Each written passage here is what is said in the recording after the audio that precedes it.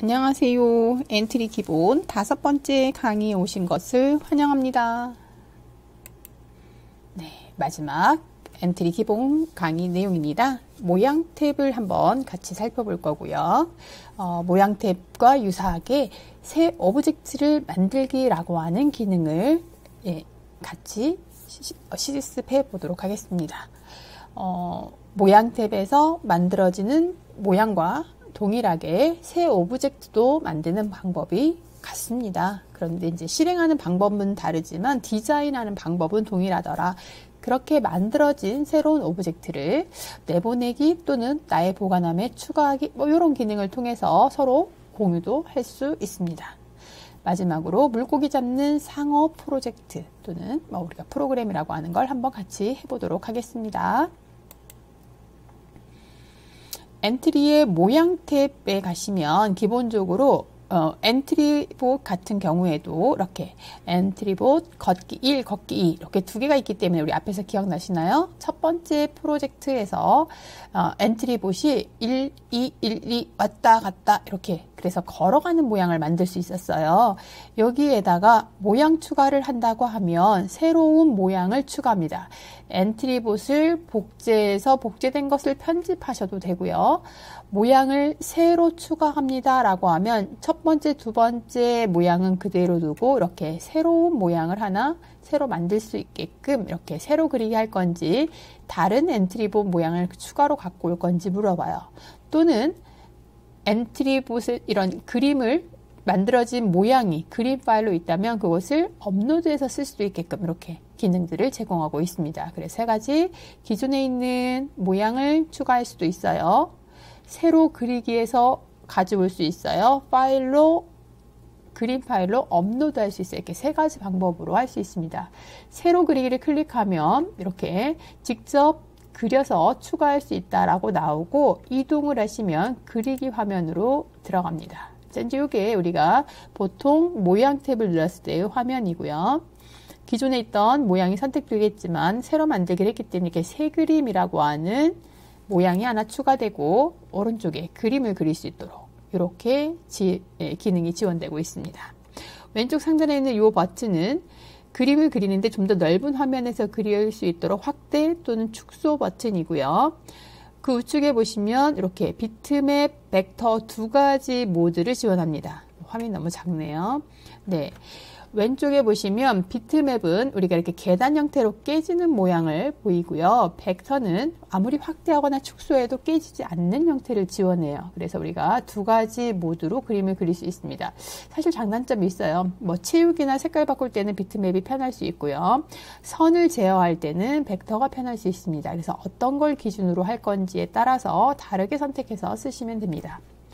새로운 그림을 현재 상태에서 그림을 또 추가하고 싶으시면 새 그림을 열으시면 되고요. 현재 그려진 자 그럼 어디에요? 여기다가 지금 드로잉을 하고 그림을 그리고 저장하기라고 하시면 이 그림 위치 새 그림에 이 그림이 적용되는 거예요. 새 모양으로 저장이라는 건 기존에 있던 그림 저장한 거를 조금 수정했어요. 그런데 원래대로 저장하려면 원래 있던 새 그림에 저장하고 싶으면 그냥 저장하기를 하시면 되고 기존에 있던 거 말고 조금 더 수정한 다른 그림이야. 그럼 이렇게 새 모양으로 저장하게 하시면 어때요? 모양이 두 개가 생기는 거죠. 그래서 모양 밑에 새 그림, 원 이렇게 생길 거예요. 모양 가져오기는 저장되어 있는 다른 모양을 가져다가 추가할 수도 있습니다. 자, 여기 모양들 잘 확인해 주시고요. 그리고 복사, 붙여넣기, 기존에 했던 다른 모양들을 복사, 붙여넣기, 자르기 이런 기능도 쓸 수 있고요. 기존에 있는 그림들을 삭제할 수도 있습니다. 모두 삭제 그러면 다 삭제하는 거고요. 삭제는 선택된 부분만, 여기 선택 툴을 이용해서 선택된 부분만 삭제할 수 있습니다.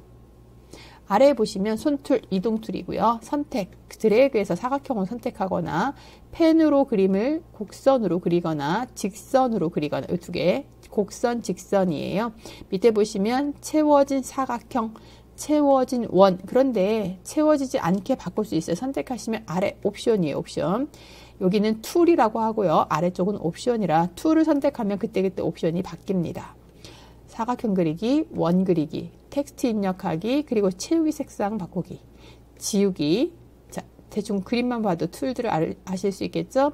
선택, 자, 여기 위에 선택이 선택되어 있기 때문에 이게 선택으로 되어 있는 옵션. 내가 만약에 얘를 사각형 그리기로 하면 사각형이 들어오고 사각형 옵션. 자, 무슨 얘기인지 아시겠죠? 원을 선택하면 원 옵션. 자, 이렇게 모양들이 되어 있습니다.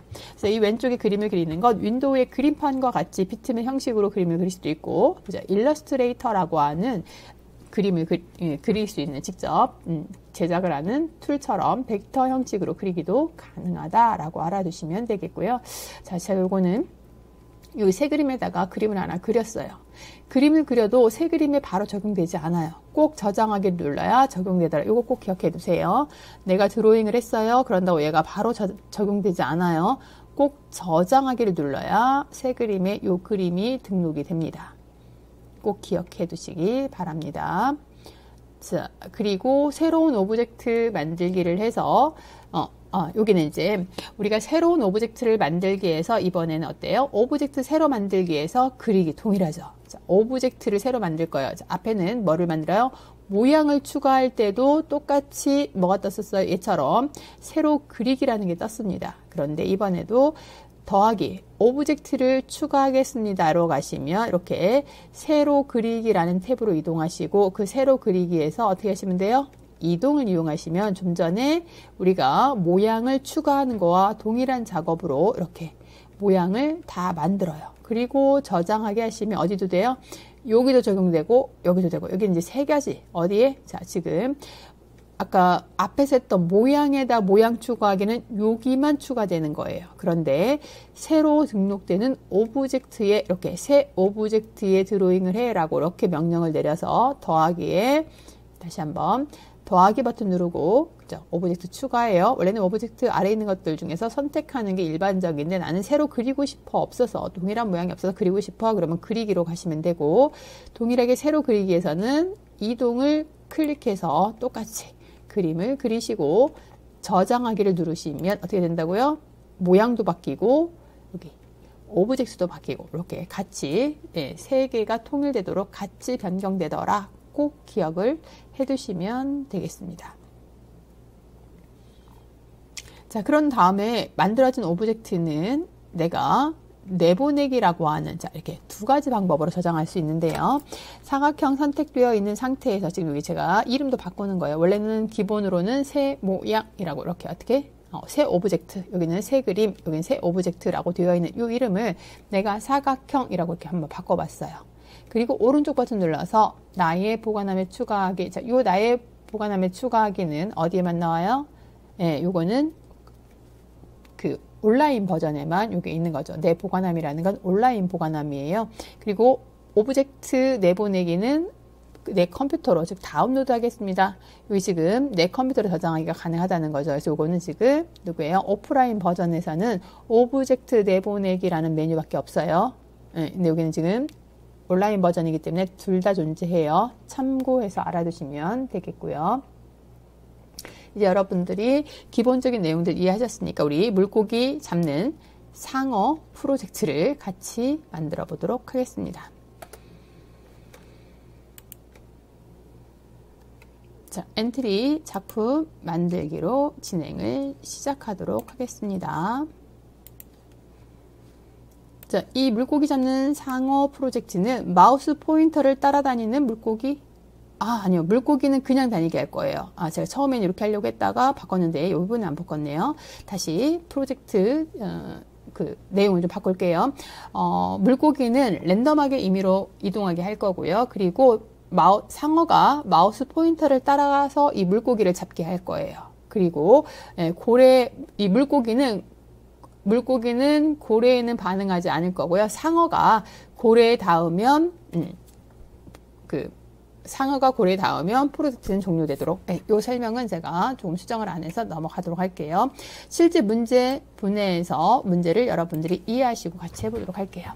자, 기본적으로는 배경과 상어, 아기 고래, 자, 물고기 모양이 좀 마음에 드는 애가 없어서 제가 그냥 아기 모양을 가져다가 한번 활용해 봤습니다.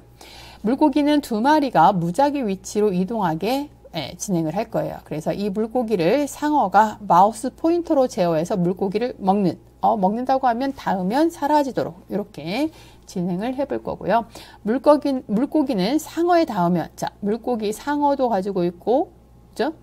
상어가 지금 물고기를 먹는 거니까 물고기는 상어에 닿으면 사라지고 무작위 위치, 무작위 시간 후에 나타나도록, 즉 랜덤 위치에 랜덤 시간 후에 나타나도록 이렇게 한번 해줘 볼 거고요. 상어가 물고기를 먹으면 점수는 1점 증가. 10점이 되면 상어 승리를 말하고 게임 끝. 자, 앞에 야구공 잡는 원숭이는 끝이 없었어요. 그죠? 근데 이제 이번에는 어떤 조건을 주어서 10점이 되면 프로젝트가 끝나도록, 이런 끝나는 조건도 되게 중요하네요. 그래서 10점이 되면 상어 승리를 말하고 게임이 끝나고, 만약에 이거는 또 이제 끝나는 게임 조건이 또 하나 더 있네요. 상어가 고래에 닿아도 게임이 끝납니다. 두 가지 조건. 점수가 10점이 되어도 끝나고 상어가 고래에 닿아도 끝나는, 자, 이런 좀 까다로울 것 같은데요. 자, 이런 조건들을 가지고 만들어 보도록 하겠습니다. 자, 준비되셨으면 우리도 프로젝트 엔트리봇 삭제하시고, 자, 새로운 프로젝트로 한번 시작해 볼게요. 자, 배경, 바다 물고기들이니까 바닷속 배경을 주제로 하겠습니다. 자, 바닷속도 여러 개가 있었던 것 같아요. 여러분도 한번 바닷속 중에 마음에 드는 바닷속을 선택을 해보시기 바랍니다. 자, 바닷속. 자, 두 번째는 물고기 종류들 중에서 조금 평범하게 생긴 친구들로 골랐습니다. 네, 동물을 클릭하시고, 자, 고래 친구도 필요하고, 자, 그 다음에 상어도 있어야 되고요. 잘 안 보여서 자, 이 중에 물고기 친구 중에 또 누가 필요할까요? 좀 키워놓고 할까요? 네. 너무 좋네요. 자, 고래만 찾았나요? 상어는 어디 갔을까요? 시옷에 가면 있겠네. 여기 상어 있습니다. 자, 또 한 친구는 누구예요? 잡아먹힐 물고기, 뭐 여러 가지 물고기들이 있는데 이게 지금 움직임이 좀 제가 원하는 움직임이 안 나와서 제가 아귀라고 하는 이 물고기로 한번 해보려고 해요. 아귀 물고기 나와라. 네, 여기 있네요. 아귀. 눈이 잘 안 보여서 이렇게 상어, 아귀, 고래 세 개의 친구들을 가져다가 코딩을 추가해 보도록 하겠습니다. 자, 물고기를 잡으면 점수를 1점씩 증가할 거니까요. 점수 변수 하나 또 필요하겠죠. 자, 그래서 여기 속성에 가셔서 변수 추가. 다른 방법도 있죠. 여기에 자료에 가셔서 여기에 변수 추가. 이렇게 하셔도 동일합니다. 그래서 점수 변수를 하나 만들도록 할게요.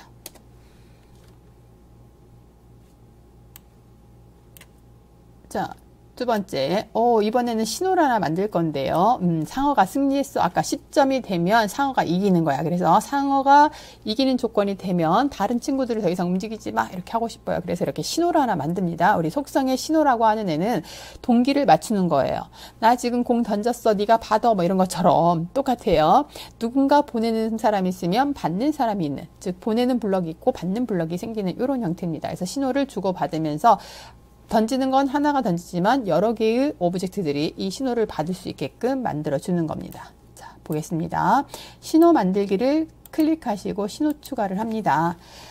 상어가 승리하는 이러한 신호를 하나 확인 눌러주시면, 자, 이 친구는 보시면 상어 승리라고 하는 이 친구가 어디로 들어가냐면 블럭에, 자, 우리 어디로 시작에 가시면 여기에 상어 승리 신호를 받았을 때 상어 승리 신호를 보내기, 이렇게 생성이 되는 거예요. 자, 어디로 간다고요? 여기 신호를 생성하면 이 신호는 뭔가 제어권을 넘겨주기 때문에 이렇게 이벤트에 해당되는 곳에서 실행하더라 라고 꼭 기억을 해주시면 되겠습니다.